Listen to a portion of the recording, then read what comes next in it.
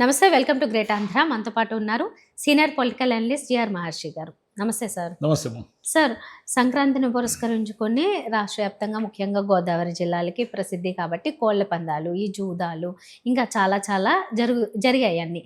పెద్ద ఎత్తున జరిగాయి. కోట్లల్లో పందాలు జరిగాయి. ఇవన్నీ మామూలుగా అయితే చట్టవిరుద్ధం లాంటివి వినిపిస్తాయి. కానీ ఈ సందర్భంలో మాత్రం అందరూ చూసి చూడనట్లు వదులుతారు. కానీ పోయినసారి మాత్రము వైసీపీ ఆధ్వర్యంలో జరిగినప్పుడు మాత్రము విపరీతంగా ఏదో గోవా చేసేసారు, మొత్తం క్యాసినోలు నడిచేసాయి, అది ఇది అని ఇంకా చాలా ఒక పెద్ద ఎత్తున నెగిటివ్ ప్రచారం జరిగింది. ఇప్పుడు జరుగుతుంటే మాత్రము వినోదం, ఆనందం అంటున్నారు. ఎందుకు ఇలా రెండు నాలుకల ధోరణి? అది వాళ్ళే చెప్పాలి. టీడీపీ అనుకూల మీడియానే చెప్పాలి. ఎందుకంటే ఒకటి తప్పు అంటే ఎవరు చేసినా తప్పే, ఒప్పు అంటే ఎవరు చేసినా ఒప్పే. అది కదా ఎక్కడైనా జడ్జిమెంట్ అంటే. ఎప్పటి నుంచో గోదావరి జిల్లాలు కోడి పందాలు ఆ సంక్రాంతి వచ్చినప్పుడు ఆ గుండాట వీటికి ఫేమస్. అది అందరికీ తెలిసిన విషయమే. అక్కడ రాజకీయ నాయకులకు తెలుసు, అందరికీ తెలుసు. చూసి చూడనట్టు ఉంటారు పోలీసులు కూడా. ఎందుకంటే ప్రజలకు సంబంధించిన ఒక 3 రోజులు కీలకమైన ఒక జాతర లేదా ఒక వినోదము, ఒక సంతోషము, వాటెవర్ ఇట్ మే బి, దాన్ని ఏమైనా పిలిచండి. కానీ అక్కడ ఏంటంటే జగన్ గారి హయాంలో కూడా అదే జరిగింది. సంక్రాంతి వస్తే వాళ్ళు అదే చేశారు.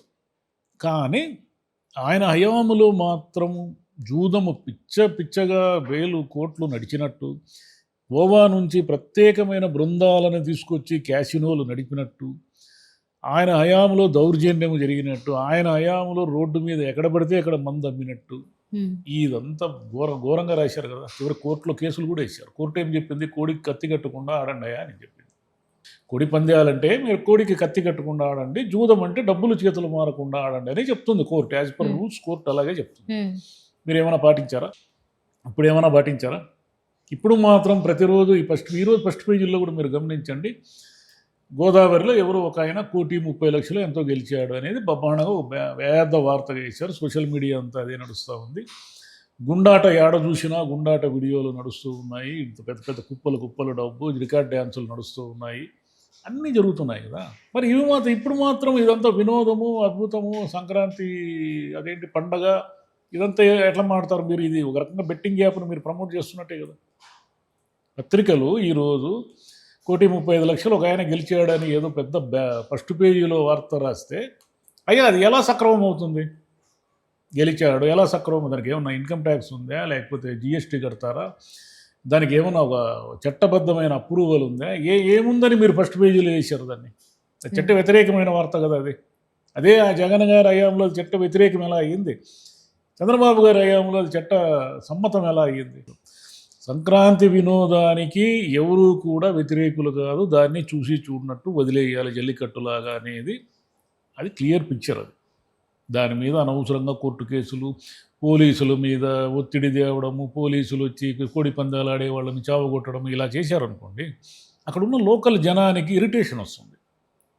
సంక్రాంతి ఏందయ్యా, మా తాతలు ముత్తాతల కాలం నుంచి మేము కోడి పందాలు ఆడుకుంటూ ఉన్నాము, కొత్తగా మీరు ఎందుకు? ఇప్పుడు జంతు బలి అనేది జాతరల్లో జంతు బలిస్తూ ఉంటారు. జంతు బలి యాక్చువల్గా చట్టం నిషేధించింది కదా జంతు బలిని. మరి చట్టం నిషేధించినప్పుడు మీరు జంతు బలి అనే దాని మీద మన కోర్టులో కేసులు పెట్టచ్చు.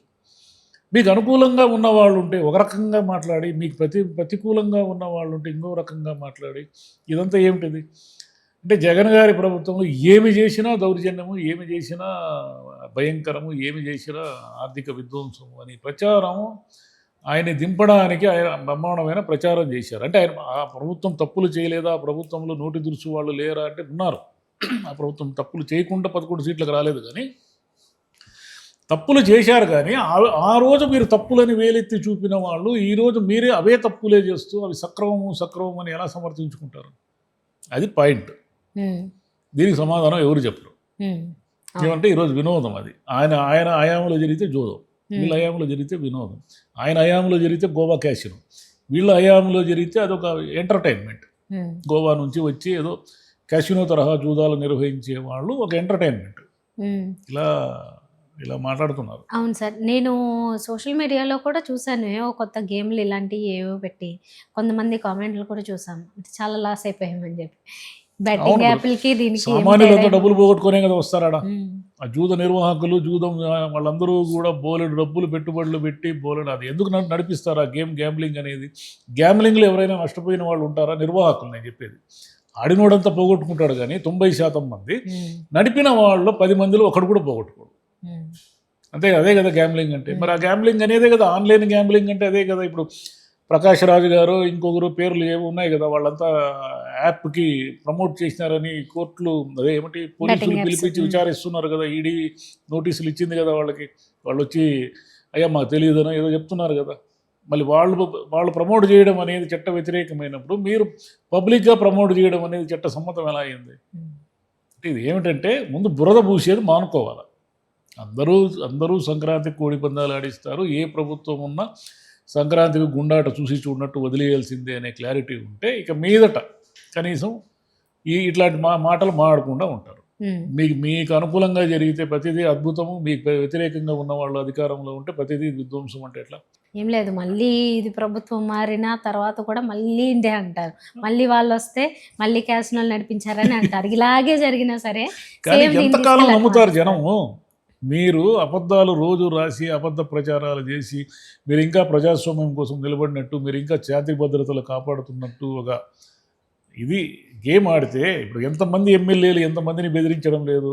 పబ్లిక్గా రాయలసీమలో ఒక ఎమ్మెల్యే వైన్ షాప్ని రాయించుకోకపోతే నీ అంత చూస్తానని బెదిరించినట్టుగా నిన్న మొన్న వార్తలు వచ్చాయి కదా, రాలేదా?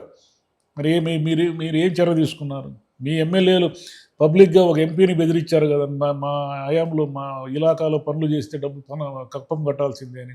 మీ ఎమ్మెల్యేలు తెలుగుదేశం కూటమి ఎమ్మెల్యేలు చికెన్ సెంటర్ల నుంచి కూడా వసూలు చేస్తున్నారని వార్తలు వచ్చాయా లేదా? ఎన్ని రాలేదు అట్లా వార్తలు? మరి అవన్నీ మీకు పెద్ద వార్తలుగా కనపడవా? అదే విచిత్రం. చాలా విషయాలు ఏంటంటే అసలు చూపించాల్సిన విషయాలనేమో చెప్పరు, మాట్లాడరు. అక్కర్లేని విషయాలనేమో హైలైట్ చేశారు.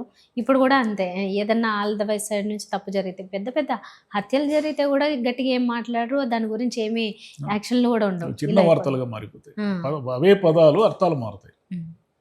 జగన్ హయాంలో చేస్తే తప్పు, కూటమి హయాంలో చేస్తే రుణ సమీకరణ. జగన్ హయాంలో చేస్తే కార్పొరేషన్లు తాకట్టు, కూటమి హయాంలో చేస్తే కార్పొరేషన్లను బలోపేతం చేయడానికి రుణం. ఈరోజు కూడా మళ్ళీ ఏదో రుణం తెస్తున్నారుగా, ఎక్స్ట్రా 2,000 కోట్లు ఎక్స్ట్రా ఏదో పెంచుకున్నారు కార్పొరేషన్కి. జలశక్తి కమిషన్ ఏదో కార్పొరేషన్ పెట్టారు, దానికి 10,000 కోట్ల నుంచి 12,000 కోట్లకి రుణం పెంచుకున్నారు. ఆయన చేస్తేనేమో అప్పు, మీరు చేస్తేనేమో రుణము. ఇంతే గమనించి అందరూ అడిగే వరకు తెచ్చుకుంటారు అంతే, ఇంకా తెగే వరకు తెచ్చుకోవడం. జనం కళ్ళు మూసుకొని ఏమి ఉండరు కానీ జనానికి అన్నీ తెలుస్తూ ఉంటాయి. ఏది నిజమో ఏది కాదు, ఏది వాస్తవం, ఎవరు ఏం చెప్తున్నారు, ఏం చెప్పడం లేదు, ఎవరు పథకాలు ఇస్తున్నారు, ఎవరు మాటలు చెప్తున్నారు అని తెలుసుకుంటారు. అమాయకులేం కాదు.